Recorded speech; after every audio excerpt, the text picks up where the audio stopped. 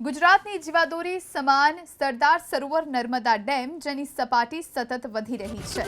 નર્મદા ડેમની સપાટી સિઝનમાં પ્રથમ વાર પહોંચી 135.88 મીટર પર ઉપરવાસમાંથી સતત પાણીની આવક થઈ રહી છે, જેના કારણે જળ સપાટીમાં સતત વધારો જોવા મળી રહ્યો છે। જીવાદોરી સમાન નર્મદા ડેમની જળ સપાટી વધી છે। 2.93 લાખ ક્યુસેક પાણીની આવક ઉપરવાસમાંથી થઈ છે।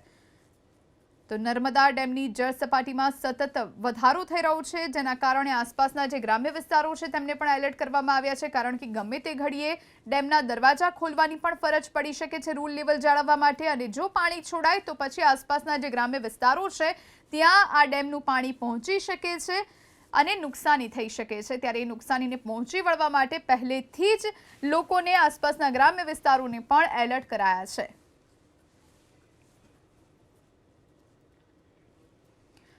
તો ઉપરવાસમાંથી ડેમમાં 2.93 લાખ ક્યુસેક પાણી છોડવામાં આવ્યું છે। નર્મદા ડેમની મહત્તમ સપાટીથી હવે માત્ર 2.83 મીટર દૂર છે। ડેમના 9 દરવાજા 2.1 મીટર ખોલી નદીમાં પાણી છોડવામાં આવી રહ્યું છે। નર્મદા નદીમાં હાલ 1.35 લાખ ક્યુસેક પાણી છોડાઈ રહ્યું છે।